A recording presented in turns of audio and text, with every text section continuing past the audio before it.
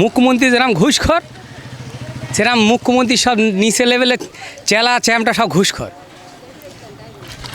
ISF CPM জোটটা হলো না, বিধানসভায় তো আপনারা আইএসএফকে জিতিয়েছিলেন ভাঙড় থেকে, তো তাহলে এখন কি মনে হচ্ছে এই যে আইএসএফ আর সিপিএম একসঙ্গে লড়াই করে তারা জিতেছিল বিধানসভায়, এখন তারা আলাদা আলাদা লড়ছে লোকসভা নির্বাচনে, তো কোন দিকে ভাঙড়বাসীর ভোটটা যাবে? ভাঙড় আইএসএফ যে জিতবে।